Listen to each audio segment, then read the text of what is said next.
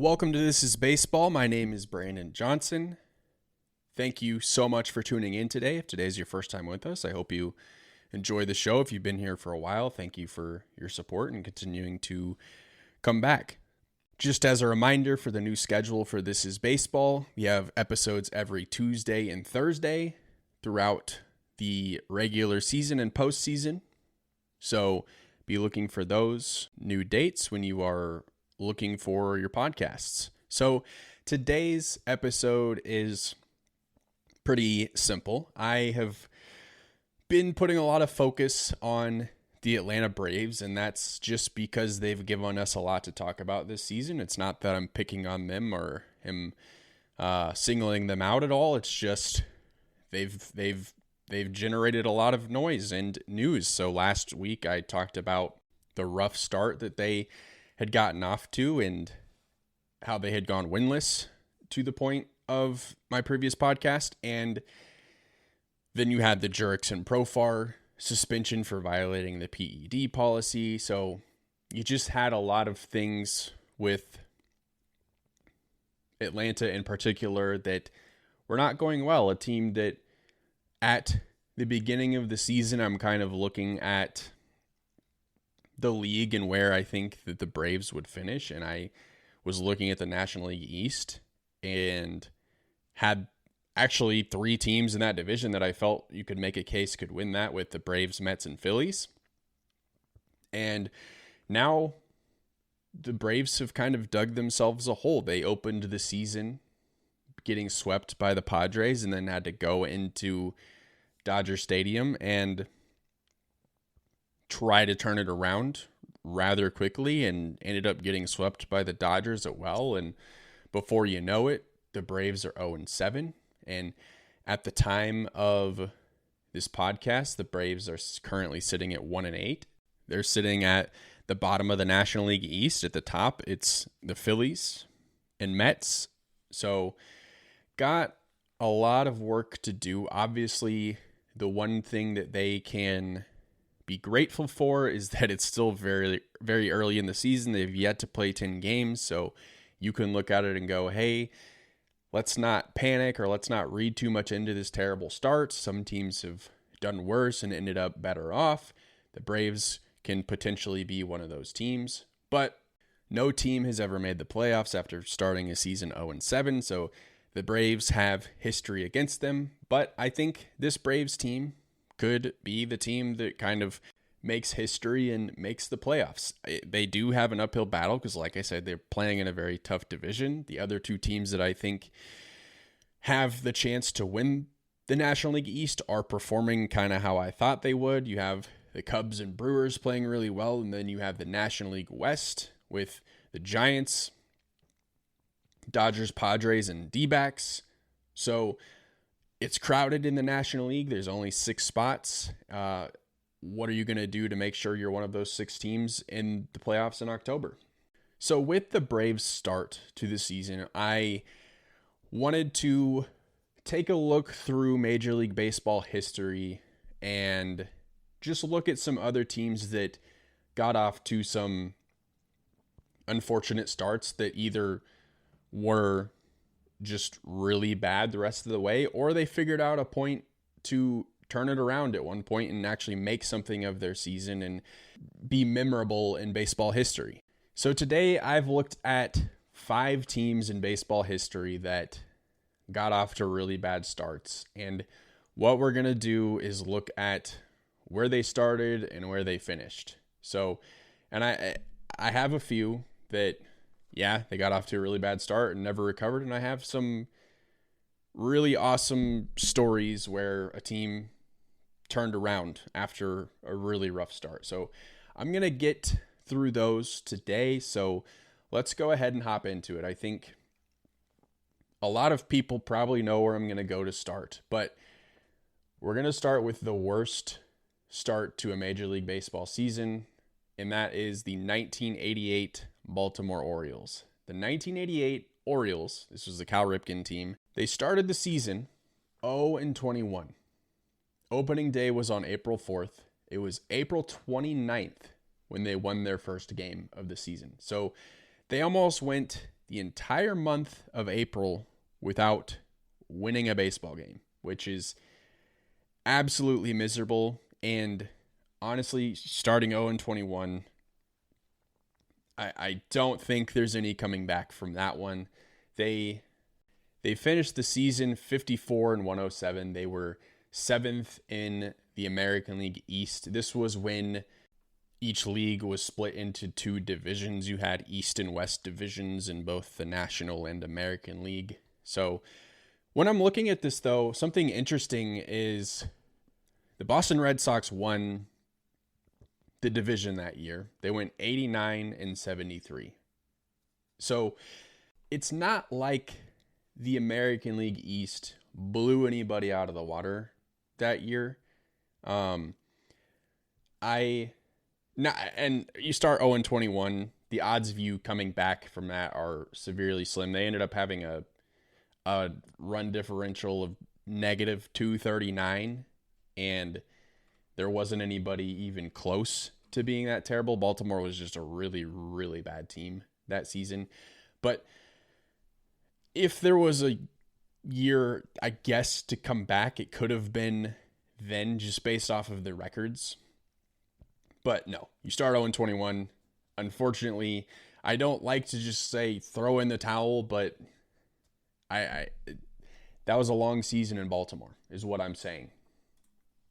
So let's move on to the next team on my list. So in 2023, the Athletics, then the Oakland Athletics, started out the season 5-20. Now, if you remember, this was kind of the beginning of the end for the A's in Oakland, right? This was when fans were protesting and boycotting the team, and John Fisher clearly wasn't putting any effort into trying to have a serviceable roster that was being competitive. He was actively trying to get out of Oakland. This was at the height of the Las Vegas talks, which is where the A's are headed. They're currently sitting in Sacramento until they get their stadium built in Las Vegas, which I still don't think that they've broken ground on in 2025. So I don't know if or when that's ever going to happen. But anyway, back to the task here.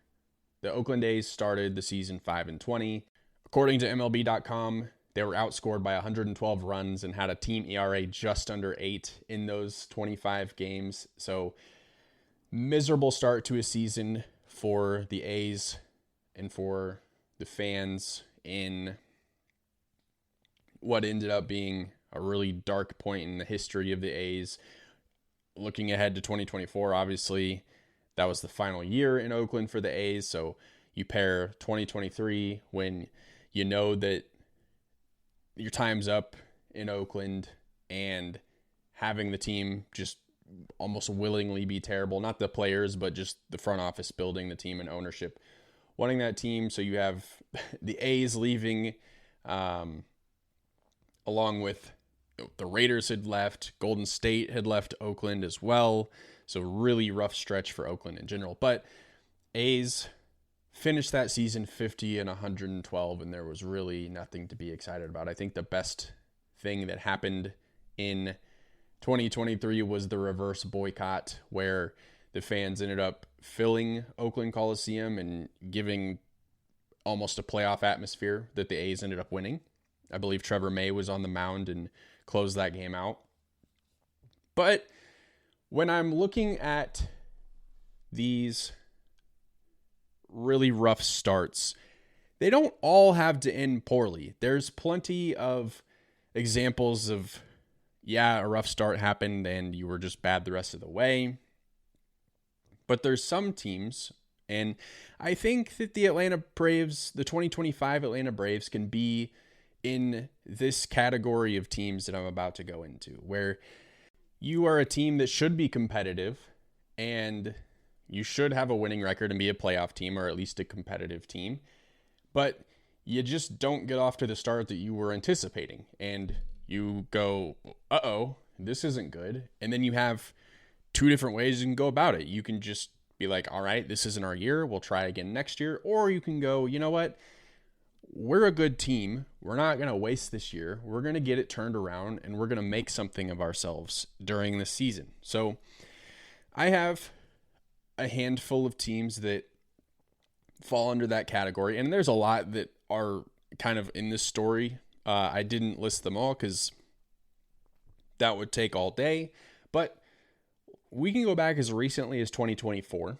and cover the Houston Astros and the way that they started. They were a team that, I mean, we all know how the Houston Astros have been. They've been the best team in the American League. It was like they were a lock for the American League championship for years. I believe they went to 6 or 7 straight.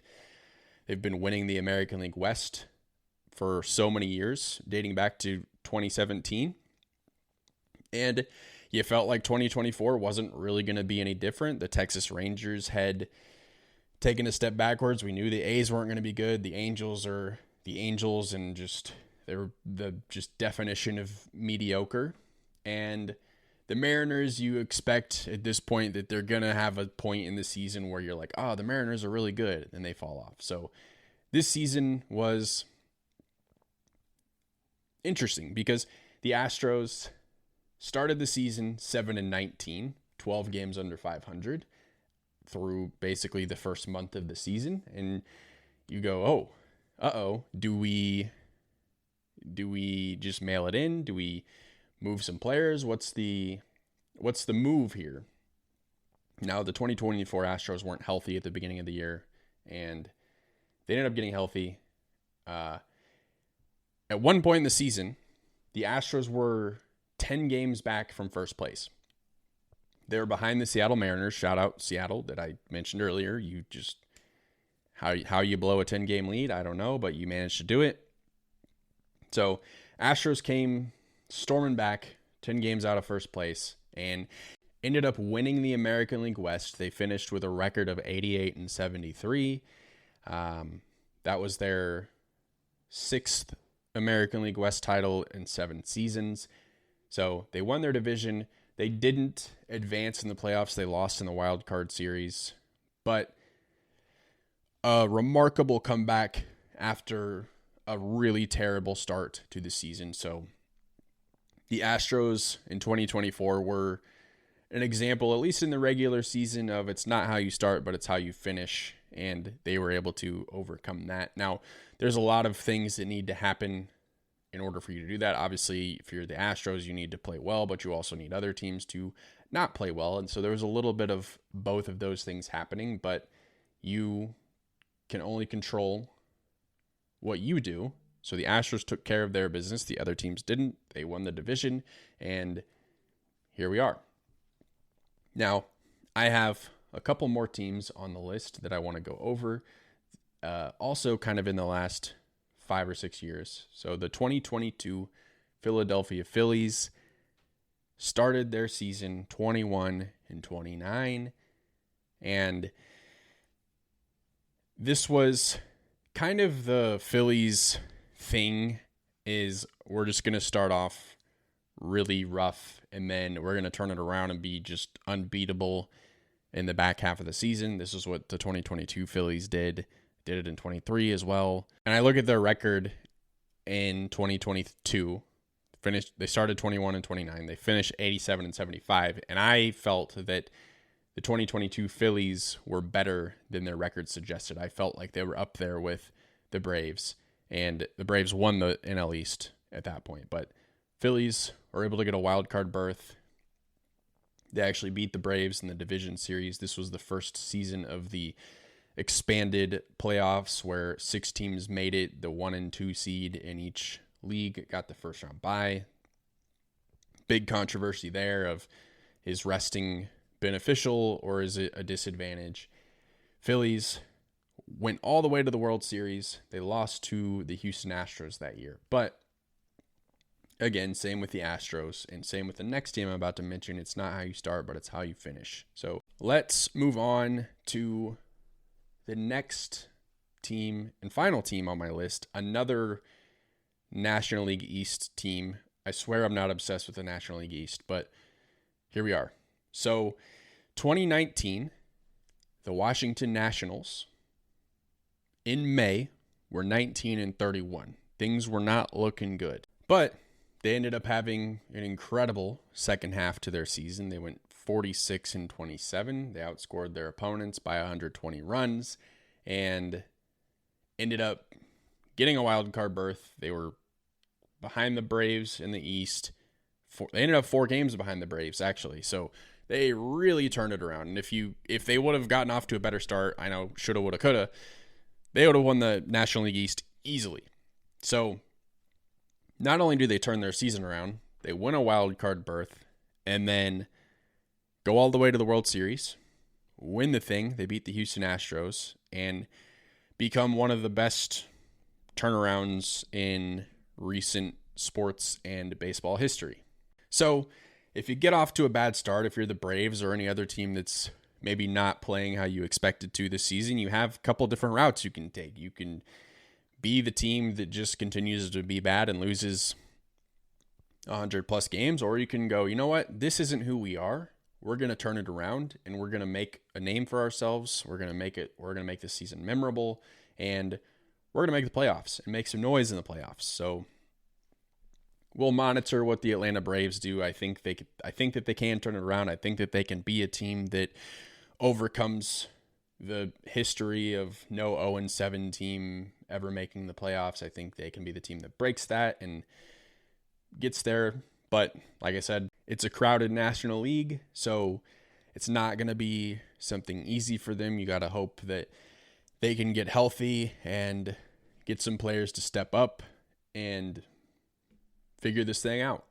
That's all I have for this episode of This Is Baseball. Next episode on Thursday, I will cover the best starts to a Major League Baseball season. Just on the opposite end of things, the Los Angeles Dodgers are off to a fantastic start, along with the San Francisco Giants. I want to give them their props as well, but mainly just thinking of the Dodgers winning the World Series in 2024, then starting the season 8-0. Or like, who can stop the Dodgers?